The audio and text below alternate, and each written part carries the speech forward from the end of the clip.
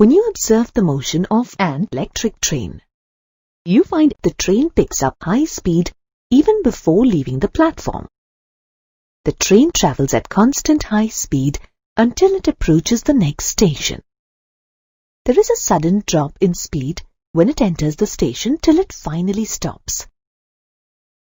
The first and the last part of this train's motion has high positive acceleration and very high negative acceleration or retardation. Acceleration of a body is the rate of change of its velocity with time. The average acceleration A' is defined as the change of velocity divided by time. V2 and V1 are instantaneous velocities at times t2 and t1. The SI unit of acceleration is meter per second square. On the VT graph, the average acceleration is represented by the slope of the line joining the points V1, T1 and V2, T2. Just as we defined instantaneous velocity, we can similarly define instantaneous acceleration. On the VT graph, instantaneous acceleration at any point on the curve is represented by the slope of the tangent drawn at that point. Like velocity, acceleration is also a vector with both magnitude and direction. The acceleration of a body can change with either a change in the magnitude of its velocity or change in the direction of its velocity, or both. In rectilinear motion, we have only two directions of motion, positive and negative. Therefore, we have two types of velocities, positive and negative. Similarly, we have two types of acceleration, positive and negative. Formulating a proper and consistent sign convention for acceleration is very important. Let's understand what constitutes positive and negative acceleration. Zero acceleration stands for uniform velocity. That is, the velocity does not change with time. Let us consider cases where acceleration is positive. Case 1. Let us consider a body, say, a car moving along a straight line. That is, from point A to B, with increasing magnitude of velocity. The body is said to be moving in the positive direction. Here, delta V is positive and direction of motion is positive. Therefore, with these two values being positive, acceleration is also positive. Case 2. In this case, the car is moving in a negative direction. That is, from point B to A, with a decrease in the magnitude of velocity. Here, delta V is negative and the direction of motion is also negative. Since the product of two negative values is positive, acceleration in this case is also positive. Let us now consider cases where acceleration is negative. Case 1. Now consider the car moving in a positive direction.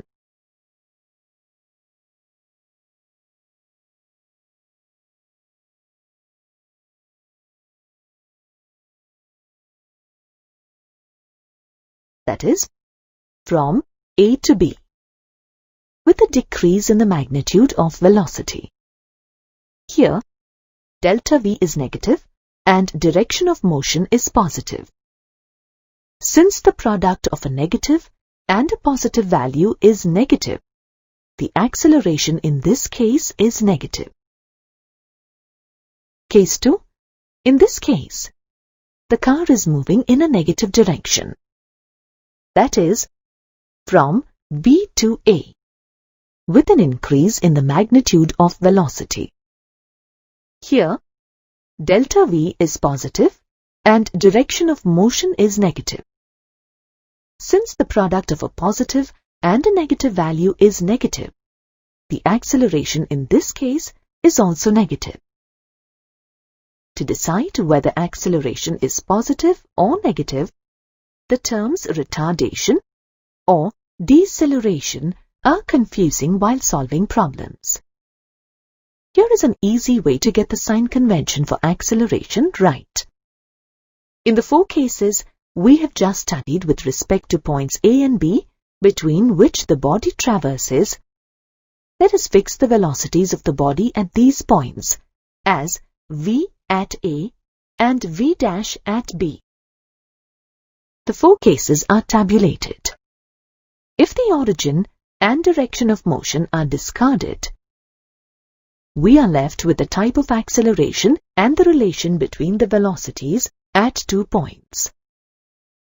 If v and v dash are taken as the initial and final velocities in any given problem, then if v is less than v dash, then acceleration is positive, else negative. Let us see what the xt graphs for positive, negative and zero acceleration look like. The xt graph for motion with positive acceleration curves upward. For negative acceleration, it curves downward. For zero acceleration, it is an inclined line. Let us see what the Vt graphs for all 4 cases explained earlier look like. Body with positive acceleration, that is, positive direction and positive velocity. The graph is an inclined line above the x-axis with upward inclination. Body with positive acceleration, that is, negative direction and negative velocity. The graph is an inclined line below the x-axis with upward inclination. Body with negative acceleration, that is, positive direction and negative velocity. The graph is an inclined line above the x-axis with downward inclination. Body with negative acceleration, that is, negative direction and positive velocity. The graph is an inclined line below the x-axis with downward inclination. Displacement x, velocity v, acceleration a, and time t are related. Let's derive how each term is related to the other. Before deriving the kinematic equations, we have to learn about a, t, and vt graphs. You know that acceleration can change with time and the position of the body.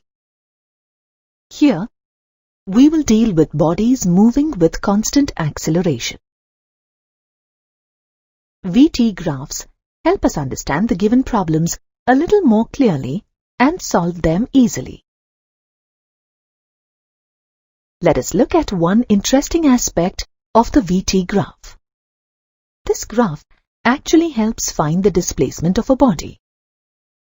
Let us consider an example where a body is moving with a constant velocity, v, during the time interval, t, where t is equal to t0 is equal to 0 to t is equal to t1. Let us draw the Vt graph representing this motion of the body. We get a line parallel to the x-axis. We know that velocity of a body is the ratio of its displacement and the time interval.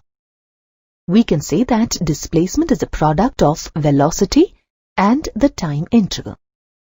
This is the product of velocity v and time interval t1. This is nothing but the product of the height and the length of the rectangle formed when a line is dropped perpendicular to the x-axis. That is, the area of the rectangle. The area under the line up to the x-axis indicates the displacement of the body. The same concept applies to bodies moving with a constant acceleration. In this case, the VT graph will be an inclined line, and the area under this inclined line up to the x-axis represents the displacement. There are three important kinematic equations for uniformly accelerated motion. Let us derive these equations one at a time. The first equation is the relation between initial velocity v naught, final velocity v, uniform acceleration a, and time t. The velocity of an object is v naught at t naught is equal to 0 and v at time t. Average acceleration a dash is the ratio of the difference between v and v naught and the difference between t and 0.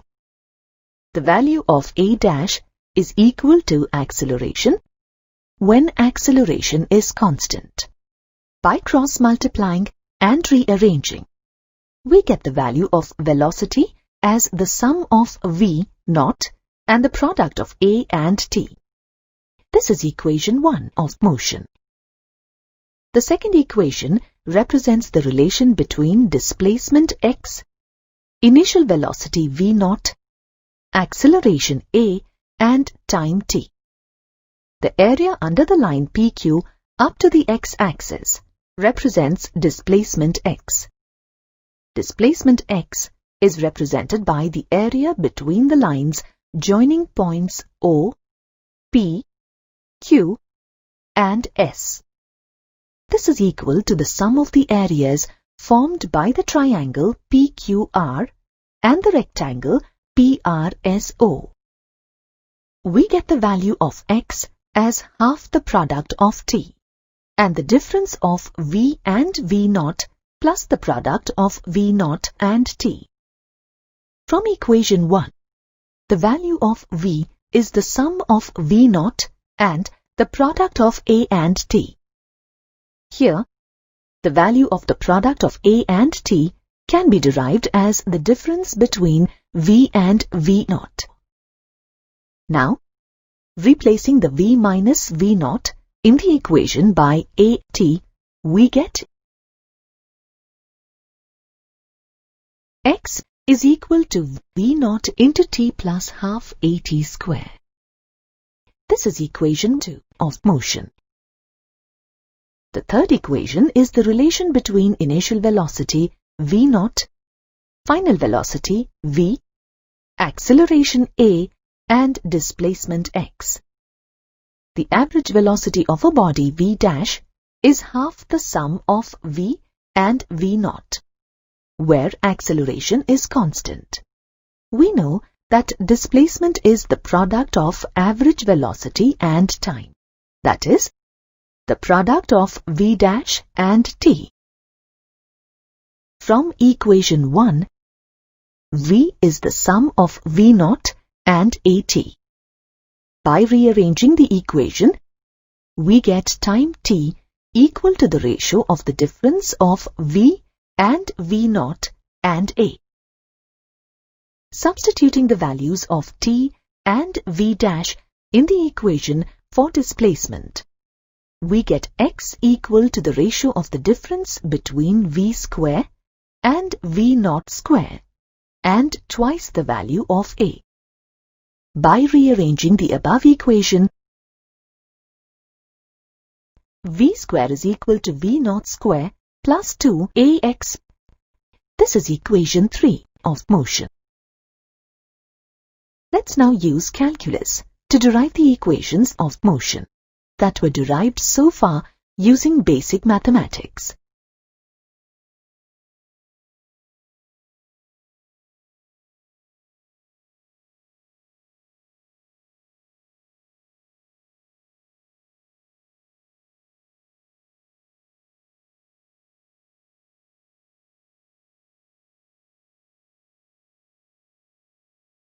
The new set of equations we shall derive is very useful in solving complicated problems.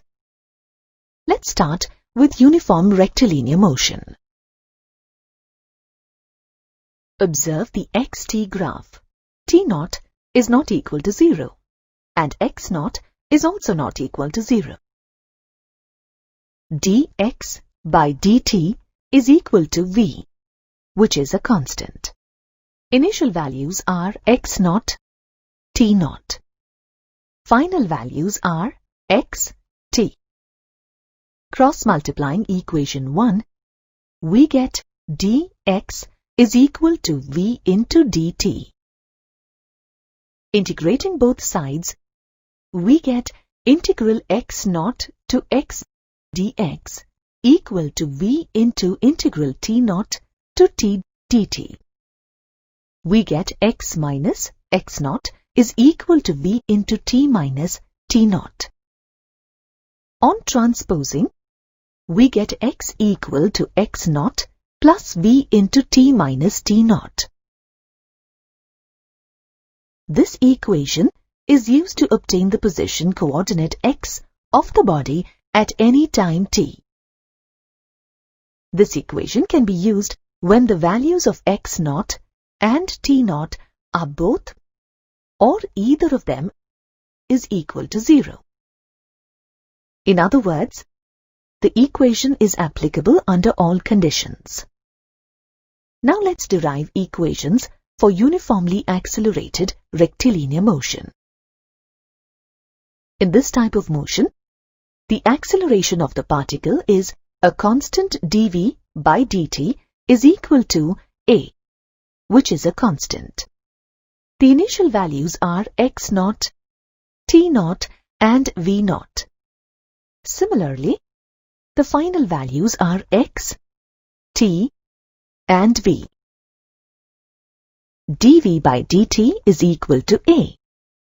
By cross-multiplying, we get dv equal to a into dt. Integrating both sides, integral v0 to v dv is equal to a into integral t0 to t dt. v minus v0 is equal to a into t minus t0. Rearranging the equation, v equals to v0 plus a into t minus t0. This is equation 1 of motion. We know that dx by dt is equal to v. Substituting this value in equation 1, we get dx by dt is equal to v0 plus a into t minus t0. By cross-multiplying, we get dx is equal to v0 plus a into t minus t0 multiplied by dt. Integrating both sides, we get x minus x0 equal to v0 into t minus t0 plus half a into t minus t0 whole square. This is equation 2 of motion. v is equal to dx by dt and a is equal to dv by dt.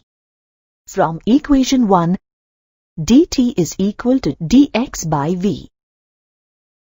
Substituting the value of dt in equation 2, we get a equal to v into dv by dx. We know that this value of a is a constant. By cross-multiplying, we get v into dv is equal to a into dx. Integrating both sides, we get integral v0 to v. v into dv is equal to a into integral x0 to x dx.